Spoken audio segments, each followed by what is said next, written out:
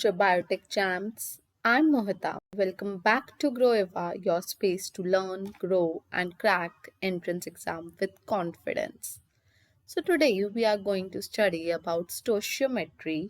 So in the previous video we have studied about the numericals based on recycle, bypass and purge processes of biotechnology, which are very useful in the GATE, DBT and CSIR NET exam. And today we are diving deep into stoichiometry of growth and product formation. Sounds fancy, right? Don't worry, by the end of this video, you'll understand exactly what it means, why it is important, and how to tackle related numericals based on this concept in your exam. So let's get started from the basics. What is stoichiometry? Stoichiometry is a Greek word. It is derived from a Greek word where stoichein means element and metron means measure. So basically it is a measure of elements. So now why there is the need of stoichiometry in biotechnology? Stoichiometry helps us to understand the of substrate relation of substrate with biomass and product with respect to cell, right? As we know, cell growth and product formation are very super complex processes. To understand these processes, we take help of the stoichiometry.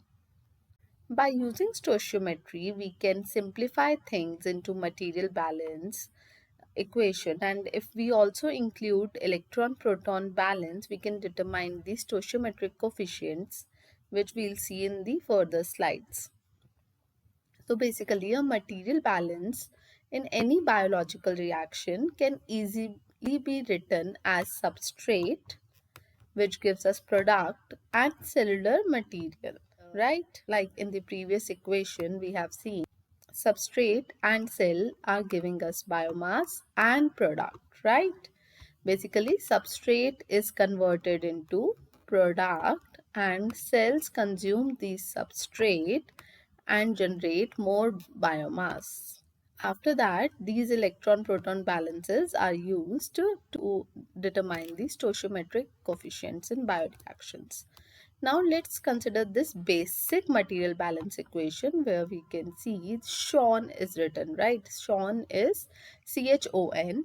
A substrate source is given, oxygen is given, and nitrogen source is given, which is generating biomass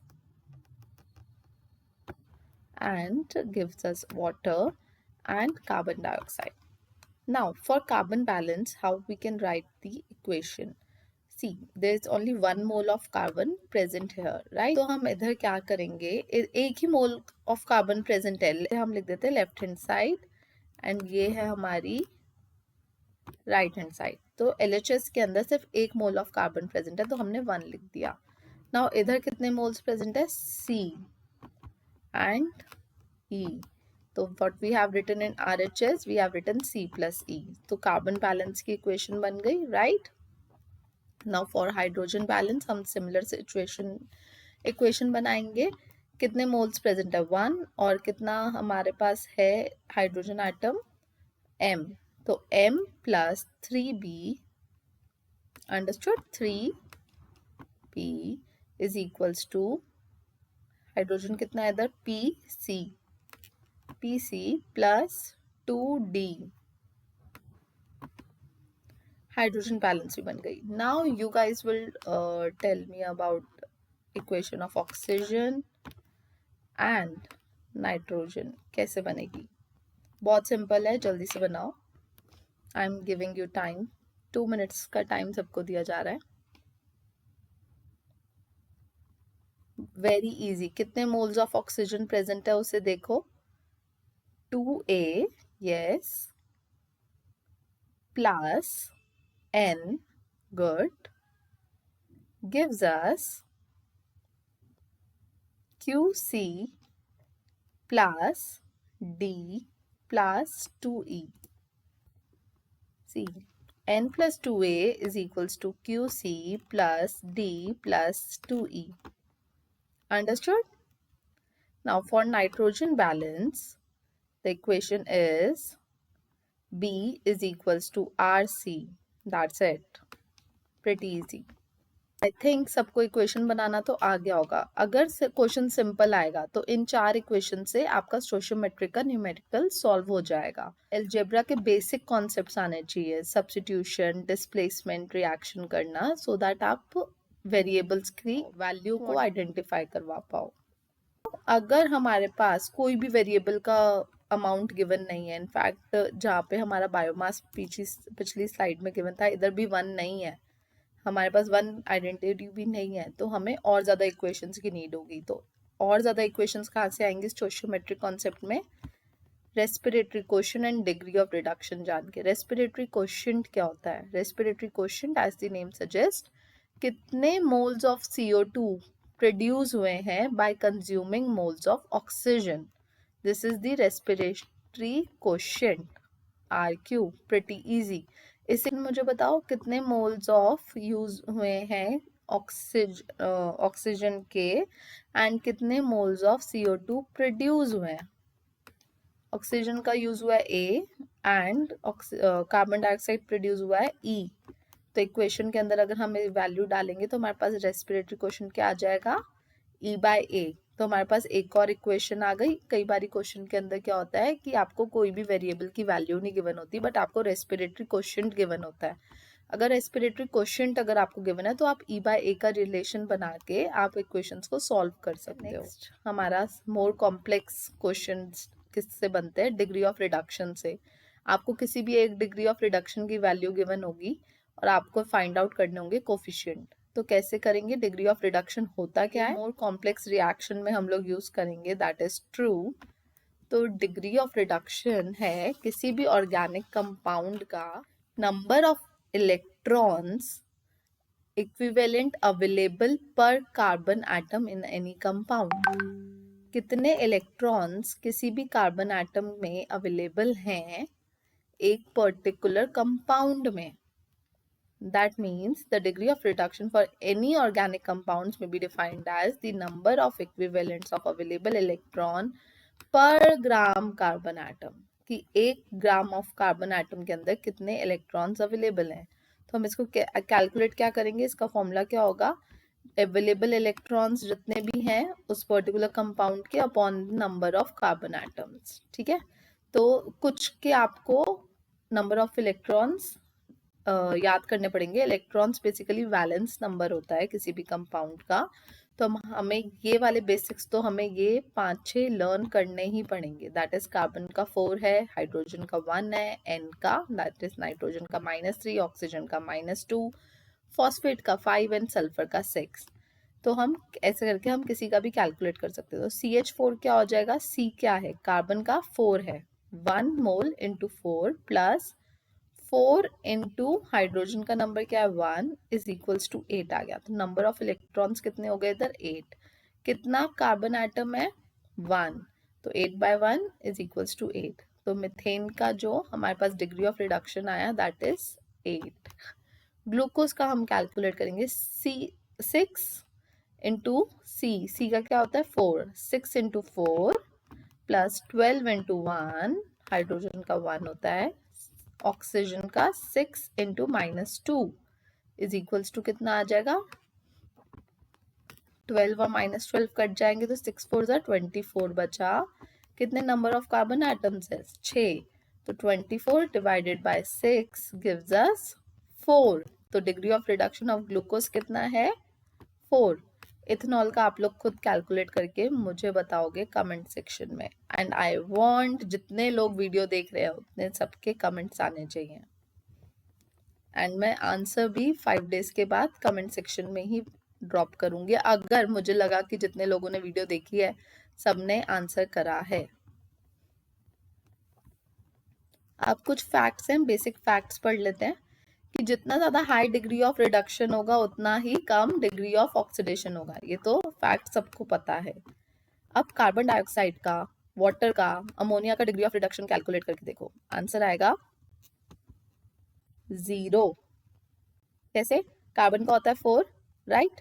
oxygen का कितना होता है? Oxygen का होता है -2. तो 2 atoms है, 2 into -2 कितना हुआ? It comes out to be 0. ऐसे ही वाटर का 2 into 1, हाइड्रोजन का 1 minus 2 is equals to 0. N का क्या होता है -3 plus 3, कितना हुआ 0. नाउ अनदर इंटरेस्टिंग टॉपिक, हम बस ये वाला पार्ट अपना खत्म कर लेंगे बायोप्रोसेस इंजीनियरिंग का.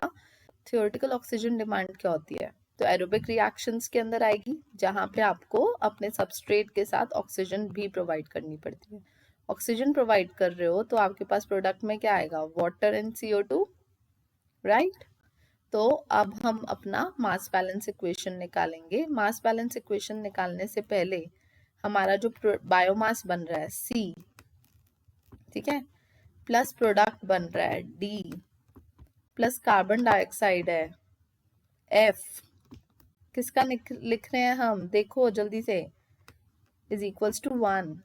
दैट इज हम कार्बन बैलेंस लिख रहे हैं. कार्बन बैलेंस कितना आया? 1 मोल है, is equals to C into 1 D into 1 plus F into 1. C plus D plus F is equals to 1. अब ऐसे ही हम ये वाली किसकी बैलेंस लिख रहे हैं? खुद सोचो, बताओ. D का है. नहीं समझ में आता तो सीधा ढूंढ लो. D ये रहा. अब D के साथ Z है. Z किसका है? Nitrogen, right. तो हम नाइट्रोजन बैलेंस लिख रहे हैं. अब नाइट्रोजन बैलेंस कैसे लिख रहे हैं हम? इधर का है नाइट्रोजन B, ठीक है. तो B is equals to C into delta plus D into Z. ये नाइट्रोजन बैलेंस हो गई. नाउ अब हमने कार्बन बैलेंस भी लिख लिया, नाइट्रोजन बैलेंस भी लिख लिया, बट हमारे पास कोई भी वेरिएबल नहीं है. इसके अंदर इन लोगों ने हमें गिवन है डिग्री ऑफ रिडक्शन क्या है. तो अब हम क्या करेंगे? डिग्री ऑफ रिडक्शन से हम कैसे करेंगे? तो हम क्या कर देंगे, ऊपर वाली जो इक्वेशन है, into degree of reduction of biomass D into degree of reduction of product is equals to 1 into degree of reduction of substrate plus A into degree of reduction कितना होगा? O का 2 into -2. समझ में आया? हमने सबका degree of reduction के साथ अपना सबस्ट्रेट, थियोरेटिकल ऑक्सीजन डिमांड का ऑक्सीजन, बायोमास और प्रोडक्ट की एक इक्वेशन बना दी डिग्री ऑफ रिडक्शन के साथ. नेक्स्ट, अगर हीट इवॉल्व हो रही है उस रिएक्शन में तो उसका क्या होगा? तो हमारे पास अगर Q0 की वैल्यू गिवन है, दैट इज हीट कितनी इवॉल्व हो रही है, तो एनर्जी बैलेंस बन जाएगी. Q0 से पूरी इक्वेशन को मल्टीप्लाई कर दो. Now again degree of reduction हमें मिल गया. अब क्या करो, इधर अपना -4 अगर इधर जाएगा तो ये प्लस हो जाएगा, +4 बन जाएगा, राइट. ठीक है, इधर +4A हो गया, 4A इधर से कट गया. नाउ अब क्या होगा, इधर पूरी इक्वेशन को RHS और LHS को डिवाइड कर दो गामा S से. तो हमारे पास क्या आएगा? 4A upon gamma S plus C into gamma B upon gamma S plus D into gamma P upon gamma S is equals to gamma S और गामा S कट जाएंगे तो 1 आ जाएगा. कितने नंबर ऑफ इलेक्ट्रॉन्स हम substrate से biomass को दे रहे हैं, कितने नंबर ऑफ इलेक्ट्रॉन्स हम सबस्ट्रेट से प्रोडक्ट को दे रहे हैं, कितने नंबर ऑफ इलेक्ट्रॉन्स हम ऑक्सीजन में ट्रांसफर कर रहे हैं, this is that degree of reduction. तो हमारे पास जो, अगर हमारे पास बहुत ही कॉम्प्लेक्स क्वेश्चन आ गया थियोरेटिकल ऑक्सीजन डिमांड का और हमारे पास इन 3 चीज़ों की वैल्यू गिवन है, तो हम अपना इस इक्वेशन के अंदर पुट करके हमारे पास एक इक्वेशन आ जाएगी. 1 is equal to CD plus 4A and हमारे पास C delta and D plus D into Z is equals to B की वैल्यू गिवन है. C plus D plus F हमें पता है दैट इज इक्वल्स टू 1 है. तो हम अपने कोफिशिएंट्स की वैल्यू फाइंड आउट कर सकते हैं. समझ में आया? Now in the next video we'll solve one basic stoichiometry numerical. Surely come in GATE for sure. DBT में भी बहुत stoichiometric आती है एंड CSR में भी 1 या 2 क्वेश्चन अड़ जाते हैं stoichiometry के. So yes, it is a very good topic. So in the next video we'll solve numericals based on stoichiometry step by step. So make sure you have got this theory logged in before we move ahead. And if you have learned anything new today, don't forget to like, share, and comment and subscribe to this channel. It will really motivate me to bring you more biotech exam cracking content. Follow me on Instagram at the rate @Gureva_ for daily science facts and exam tips. Until next time, keep learning, keep growing, and remember success is a process, not a shortcut. Thank you.